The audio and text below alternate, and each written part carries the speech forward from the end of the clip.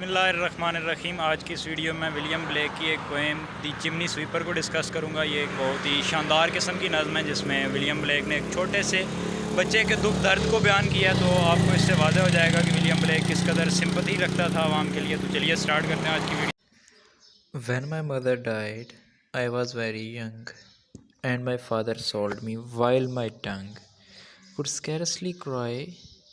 Weep, weep, weep, weep. So your chimneys I sweep and in soot I sleep. तो किस कदर दुख बयान किया है इधर ब्लेक ने। छोटे से बच्चे की दास्तान बयान करते हुए कहता है कि वो कहता है छोटा बच्चा कि जब मैं बिल्कुल छोटा सा था, when I was very young my mother died, मेरी अम्मी की डेथ हो गई, मेरी मामा की डेथ हो गई, एंड माय फादर सोल्ड मी, और मेरे बाप ने मुझे उस उम्र में बेच दिया। While my tongue could scarcely cry weep weep weep weep.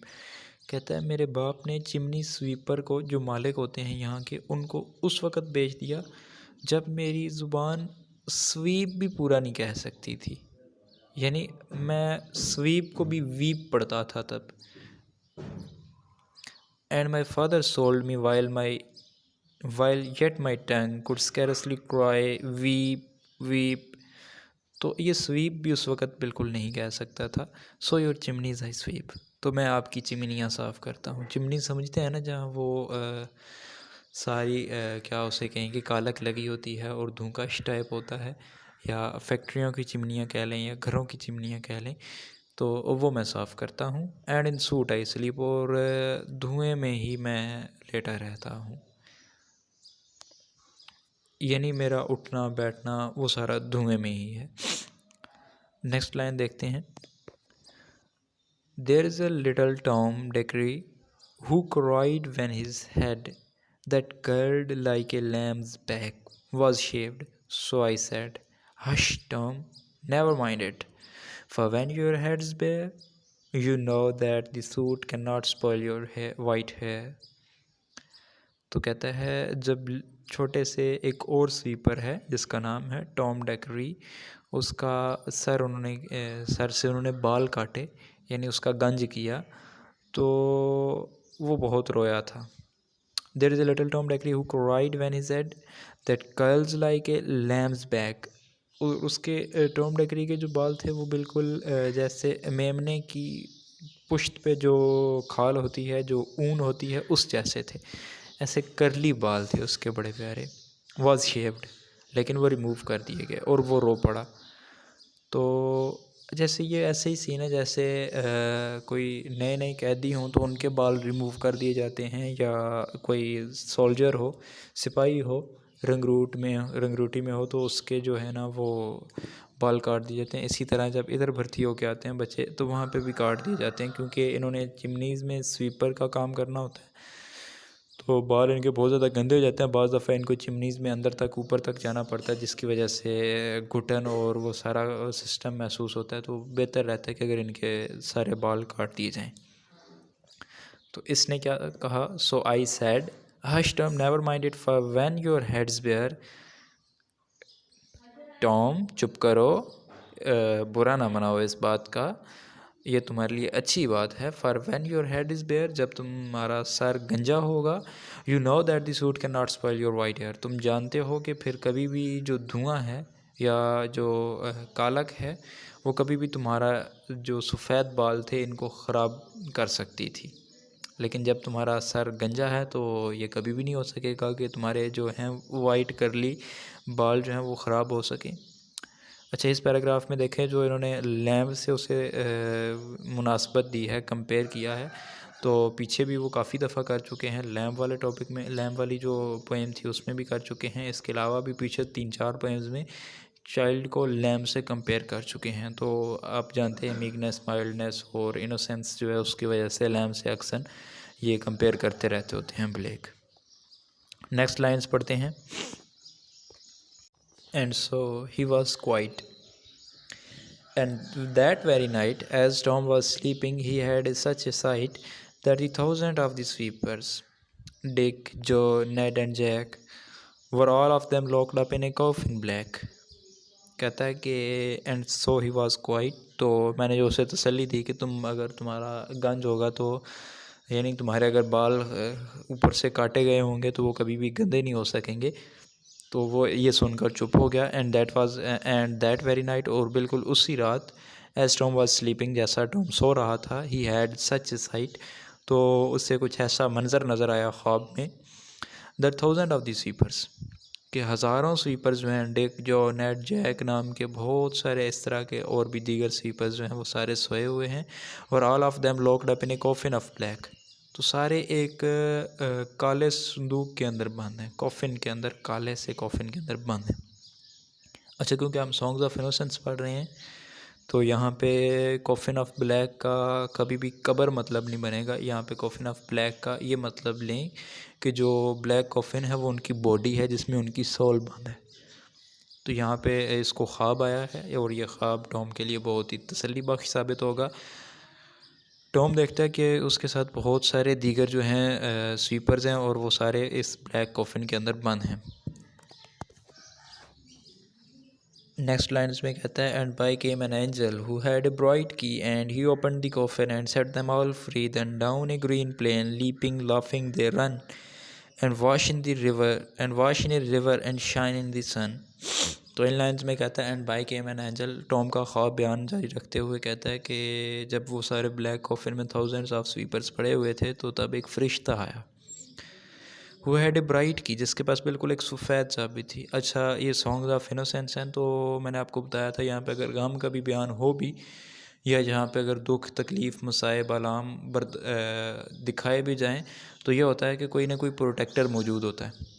जैसे आप पीछे सारी नज़मों में देखते आए हैं, कहीं ना कहीं डिवाइन चीज़ें मौजूद होती हैं। जैसे इंट्रोडक्शन में देखें तो हमारे पास जो था वो नन्हा सा फरिश्ता टाइप था, या बाकी जो भी नज़में हमने पढ़ी हैं सब में आप देख सकते हैं इस तरह की चीज़ें मौजूद हैं।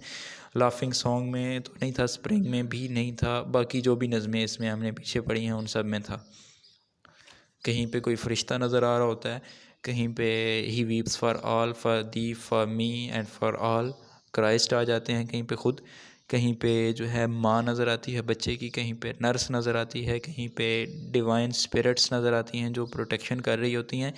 तो यहाँ पे भी गम देखा उसने, और and by then came an angel, और फिर एक फरिश्ता आ गया। तो ये सेंस ऑफ प्रोटेक्शन मौजूद है। मैंने कहा था ना कि 4 चीज़ें इसमें आपको नज़र आएंगी, इनोसेंस नज़र आएगी, जॉय नज़र आएगा, सेंस ऑफ प्रोटेक्शन नज़र आएगी और मोरलिटी नज़र आएगी। तो ये सारी चीज़ें आप ऑलमोस्ट हर पोएम में ही देख सकते हैं। यहाँ पे आप देखें तो इनोसेंस आपको नज़र आ रही है उस स्वीपर की, जॉय नज़र आएगा जब हम अगली लाइन्स पढ़ते हैं, तो इसमें मोरलिटी नज़र आएगी इसी पोएम की एंड लाइन्स में, और प्रोटेक्शन नज़र आ रही है। इस केस में आपको एंजल नज़र आ रहा है यहाँ पे। And by came an angel who had a bright key, जिसके पास बिल्कुल सफ़ेद चाबी थी, and he open the coffin and set them all free, उसने कॉफिन खोला और उनको सबको आज़ाद कर दिया।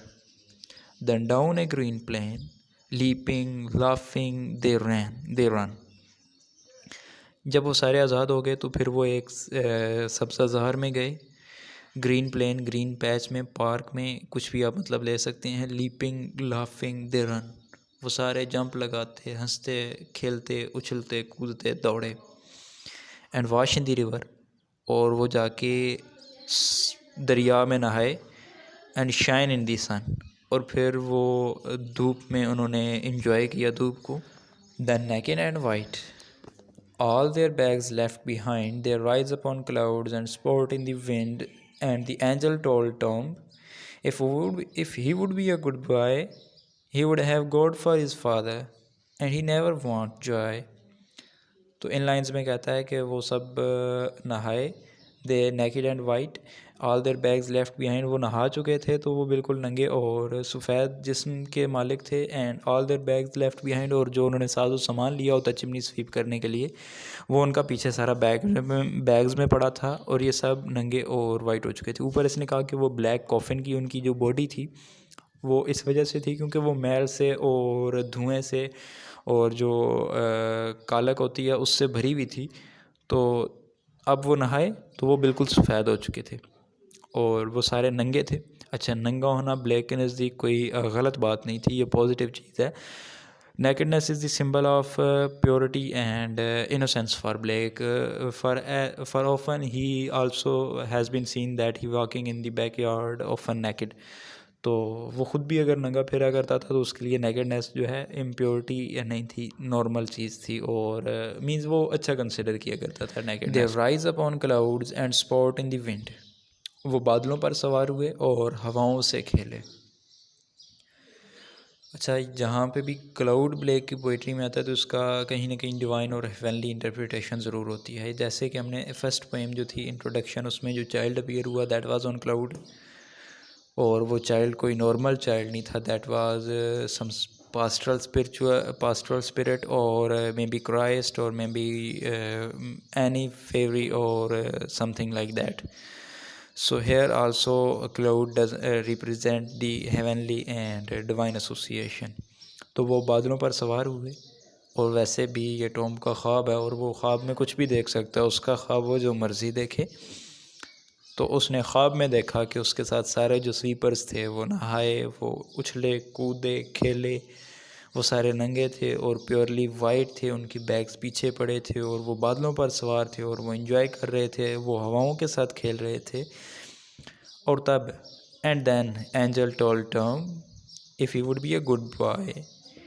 तब एंजल आके टॉम से कहता है कि अगर वो अच्छा बच्चा बन के रहेगा, he would have got for his father and he never want Joy. अगर वो अच्छा बच्चा बन के रहेगा तो जो है वो खुदा का बेटा होगा। यानी इन Christianity everyone has a father and that father is a God. He would have God for his father and he never want joy. तो यानी उसको खुदा मिलेंगे बतौर बाप। ये उसके लिए बहुत बड़ी तशफ़ी और तसल्ली का बायस था, क्योंकि उसके असली बाप ने तो उसे बेच दिया। And my father sold me when my tongue. तो उसके बाप ने तो उसे बेच दिया था जब वो बिल्कुल बेटा था। तो उसको और क्या चाहिए था अगर उसको गॉड एज ए फादर मिल रहे हों। लेकिन उसके लिए शर्त क्या थी? If he would B a good boy he would have got for his father and never want Joy. तो इसका मतलब ये कि अगर उसको खुदा बतौर फ़ादर मिल रहे हैं तो उससे और किस खुशी की तलब रह जाएगी। ही नेवर वांट जॉय, उसको फिर और किसी खुशी की तलब नहीं रहेगी। ये मतलब भी निकल सकता है। और दूसरी तरह से देखें and he never want Joy, तो उसके पास खुशियों की कमी नहीं होगी। वांट का मतलब कमी भी होता है ना, तो ही नेवर वांट जॉय, उसके पास कभी खुशियों की जो है कमी नहीं होगी। ये मतलब ले लें या ये ले लें कि उसको ये खुशी मिलने के बाद, यानी खुदा के मिल जाने के बाद और किस चीज़ की तलब रह जाती है इंसान को। तो अगर खुदा उसे बतौर फादर मिल रहे हैं, then he would never need anything more than this. तो यहाँ पे देखें तो उसको इखलाकी जो मोरालिटी वाली बात मैंने की थी, मोरालिटी आ गई ना, if he would B a good boy. तो टॉम को बता रहा है, छोटे से टॉम को, यानी ये बच्चे जो होते हैं ना अक्सर इस तरह के माहौल में आके ख़राब हो जाते हैं। छोटे से बच्चे को जब उसका माँ बाप भी उसके करीब ना हो और वो मज़दूरी पे लग जाएं तो वो इखलाकी तौर पे बिगड़ने लग जाते हैं ऐसे बच्चे। तो ये फ़रिश्ता नसीहत कर रहा है, if he would B a good boy, अगर वो अच्छा बच्चा बन के रहेगा, वो लड़े झगड़ेगा नहीं, वो जितनी भी बुराइयाँ हैं जो कुछ भी है वो अगर अपना काम ईमानदारी से और प्योरिटी के साथ और विदाउट एनी फस करेगा, तो he would be a good boy, then he would have his God as for his father. And so Tom awoke, and we rose in the dark, and got with our bags and our brushes to work. The morning was cold. Tom was very happy and warm, so if all do their duty, they need not fear harm. तो यहाँ पे कहता है जो उस दिन सुबह Tom जागा वो बहुत ज़्यादा खुश था अपनी ख्वाब की वजह से, और ख्वाब में जो उसे तसल्ली दी गई थी कि he would have got for his father, तो इस बात से बहुत ज़्यादा खुश था। और हम सब सुबह सुबह जागते थे। ये मतलब चिमनी स्वीपर्स या जो भी धंधे वाले लोग होते हैं वो बहुत सुबह जागते हैं ताकि वो काम पर जल्दी पहुँच सकें और जल्दी अपना काम ख़त्म कर सकें। And we rose in the dark, यानी अभी पूरा जो है वो रोशनी भी नहीं फैली होती जब ये जाग जाते हैं और अपने काम के लिए निकल पड़ते हैं। And got with our bags, और हमने अपने बैग तैयार किए। And over brushes to work, और हमने अपने जो ब्रश होते हैं जिसके साथ ये सारा काम सफाई वगैरह करते हैं वो पकड़े और काम पर निकल गए। The morning was cold, Tom was happy and warm, तो कहता है कि वो सुबह तो बहुत ठंडी थी, लेकिन इसके बावजूद जो टॉम था वो बहुत पुरजोश और उसमें एक किस्म की गर्मजोशी नज़र आ रही थी। वो बहुत खुश था। खुश किस वजह से था? जो उसको तशफ़ी और तसल्ली मिली ख्वाब में कि जो एंजल ने आके उसे बताया he would have got for his father, तो उसको और क्या चाहिए था? अगर ये चीज़ उसे यकीन हो गया कि ये उसे मिलेगी, तो वो बहुत ज़्यादा खुश और पुरजोश नज़र आ रहा था उस सुबह। So if all do their duty they need not fear harm. ये बड़ी प्यारी लाइन है। वो कहता है कि अगर सभी अपना काम ईमानदारी के साथ करते रहें तो किसी को किसी से किसी किस्म का डर नहीं होना चाहिए। अगर हर कोई अपना काम पूरी ईमानदारी और पूरी अखलाकियात के साथ कर रहा है तो फिर उसे कोई नुकसान नहीं पहुंचा सकता, फिर माशरा पुरसकून और पुरअमन होगा। तो ये थी नज़्म जिसमें शायर ने बिल्कुल बड़े प्यारे अंदाज में उसका गम और दुख समझाया है। तो बस आज के लिए इतना ही। मिलते हैं अगली वीडियो में। अल्लाह हाफ़िज़।